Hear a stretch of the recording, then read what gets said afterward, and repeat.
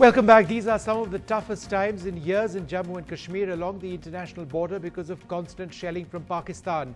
Tens of thousands of people have been displaced. They're living in camps. The education of children has been affected. More importantly, people are losing their lives, even little children. My colleague Zafar Iqbal has this story.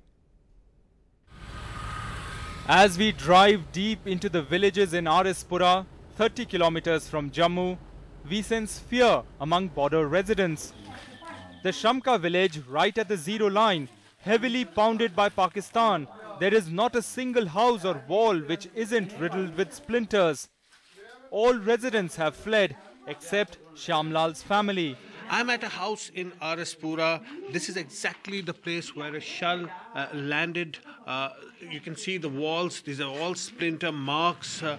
In fact, this entire house has got destroyed by shelling from Pakistan. Now, what has happened? People have moved out from this village. Today, the inmates of this house have returned to see the destruction that's taken place for themselves. This is the situation here.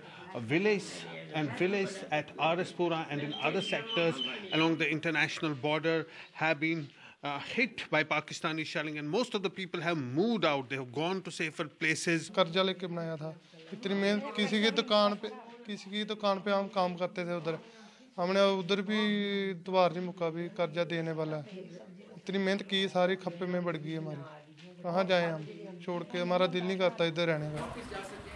Barely few houses away is the residence of Bhajan Lal, who was killed inside his own home by Pakistani shelling. I'm right at the international border. In fact, Pakistan is just a stone's throw from this point at the house of Bhajan Lal, who was killed in Pakistani shelling yesterday. Nobody is here at home. The cow has also been killed. The cow is hit with a shell. Bhajan Lal, we're told, was sleeping here when a shell landed, and he was hit with splinters and died instantly. You can see the entire house has splinter marks. The walls are riddled with splinters. The situation is very, very grim on the ground. Over 50,000 people have moved out to safer places. The local administration has established shelters. Hundreds are camping in the bitter summer heat. Babli Devi fled here with her 2 children after she heard about the death of 10-year-old Krishna in the shelling. जब firing होती है ना, उनका तो कोई पता नहीं, उन्होंने बच्चों पर फेंकना है, आदमी पर फेंकना है, कहाँ फेंकना है, कहाँ नहीं फेंकना. और जब आता है ना तो बच्चा दिखता है, ना तो बूढ़ा दिखता है, ना तो जवान दिखता है, कहीं तो कहीं पड़ जाता है ना. और छोटे छोटे बच्चे, इनका तो काम होता है बाहर खेलना, घूमना फिरना, अंदर ढके तो रह नहीं पाते जी. तो वो आकर गिरे बच्चे पर, तो बच्चे तो खत्म होना ही है. The BSF says it is responding to Pakistani aggression with full force, and this Pakistani observation tower destroyed and set on fire bears witness to this. Shelters like these have been established across Jammu for displaced border residents. With Pakistan targeting civilian areas, it's mostly women and children who are becoming the victims of Pakistani shelling. All these people say they are not going to return to their village until there is complete peace there. But when will complete peace come is the question. In Arispura, Zafar Iqbal for NDTV. Well, an absolutely desperate situation along the international border. Joining us now to look at this, Aijaz Ali, the spokesperson of the PDP, Mr. Balashankar of the BJP with us in the studio, Pawan Khera of the Congress, and Lieutenant General Shankar Prasad, the former Director General of Infantry in the Army, joins us as well. Mr. Aijaz Ali, you know, we see this sort of scenario emerging year after year, but this year it's been particularly bad. Till the 23rd of May, the figure has crossed 300 violations on the international border in Jammu. Yes. This is several times more than what it was a year back. The shelling keeps happening. We shell them, they shell us, and tens of thousands of people get displaced. Is there any interim solution to this? You see, basically we got to appreciate that why this shelling. I, as an officer who has worked as SP in the area, as DIG in the area and IG in the area, if I analyze the pattern, every time there is a reason behind this shelling by the Pakistan. You know, firstly we used to see that they used to give protection to the infiltrators, or they used to have their own internal problems, or they want to harass our people or force us to do something. But this time, the the things which we got to analyze is what are the compulsions. It's not the protection being given to infiltrators. But I'm sure you must appreciate that there is election going to be, their national election in within 2 months or so. So they have their own internal compulsion, one.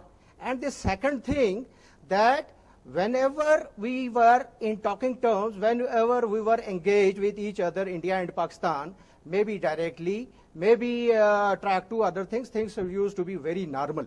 But since all this time, since a year or plus, we are not at all engaged at any level. So I think the resultant effects are there. But the way Pakistan has been shelling the area, it's not that they are just targeting the army posts, or they are targeting no, they are not. They're targeting civilians as well. Places. And they accuse us of targeting civilians too. This is a very, very willful action. Yes, this is a willful action. Let me just go across to General Shankar Prasad.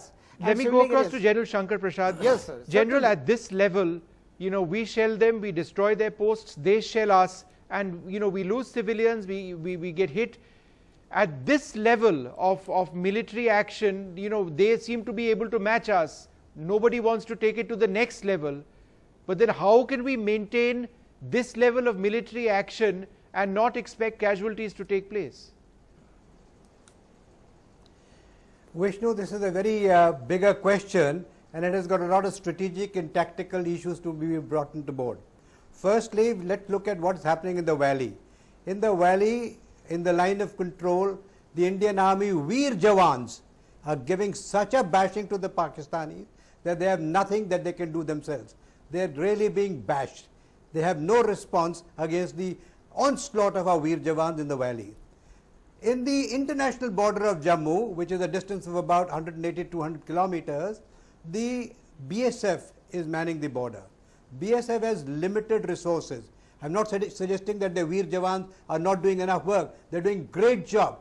But they have limitations of the kind of equipments they have and the kind of facilities of targeting the things like getting the targets, grid references correctly and all that, which is called location of the targets. So that kind of thing is available with the army. In hot war situation, even in the IB sector, there are responsibilities of the army to take post. I think if Pakistan is going to behave the way it's behaving on the international border, we will have to replicate what we are doing to them on the line of control. On the line of control, they have nothing to say. They're completely demolished. They have no responses. They're really completely under pressure from us.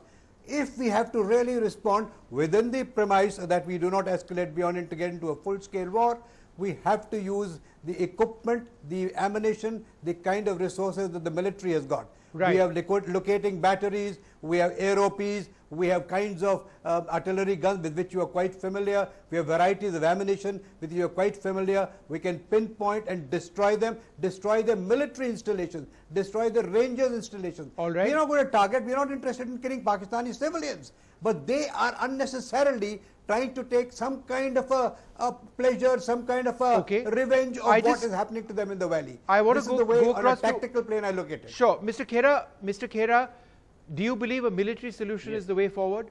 The general suggests that to stop these attacks along the IB, the only way forward is to intensify and make our attacks more accurate. I would say that it's a multi-pronged effort that is required. Military is the only aspect which we are doing well in.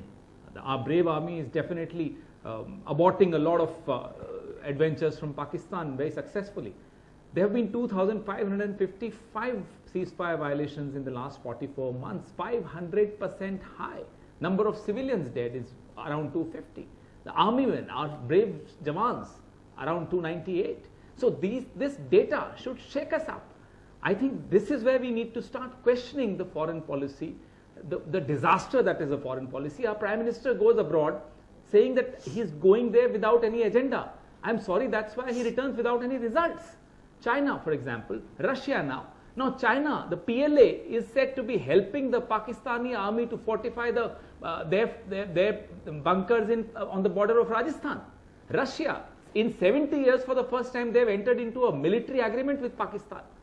It is shocking. So this disaster called our foreign policy, I think the Prime Minister needs to take a pause, take a break, look at what's happening on the ground, and then shed his ego and take advice from people who really are experienced in handling this, and redraw his strategy, reinvent what he is doing on our borders as far as the foreign policy. Mr. Balachandar, would you like to respond to that? We need to be more visionary in dealing with this situation. See, for a rogue state like Pakistan, there is no logic or explanation for what they are doing. But one thing is very clear: within the Kashmir Valley, there has been a total breakdown of the underground movement or the terrorist activities, and they have been confronted very correctly by the government there. No, but over here, and also over here, because Pakistan has their politics is linked to Kashmir, they want to keep the Kashmir pot boiling, and particularly the elections coming, it's a huge political issue there. So they have to do, particularly after the government decided on a ceasefire because of the holy Ramzan. It was natural that Pakistan wanted to keep the pot boiling, and they want to create a situation where India responds.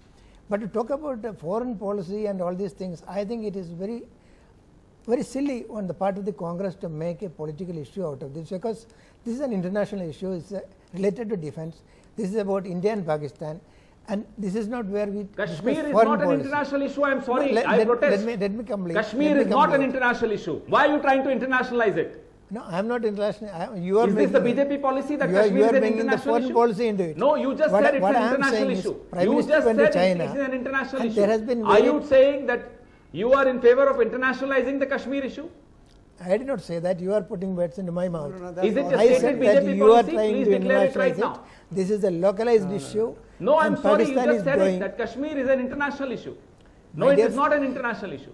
Kashmir is a domestic, our issue. One second, Mr. Khera, you made your point. You just said it. You made your point, but carry on with what you're saying. Yes. No, he has to say it. He has to either withdraw that. No, what did I say? I did not say it is an international issue. I said Kashmir is not an international. You are trying to internationalize Kashmir. No. I said you are trying to internationalize it. This is what I said. I said you are bringing foreign policy into it. No, you just said it is an international No, I issue. think it was a slip of the tongue. I don't think anybody would mean to suggest that. Fine, fair enough. I don't. Perhaps that wasn't properly phrased. But carry on. Yeah. I take that.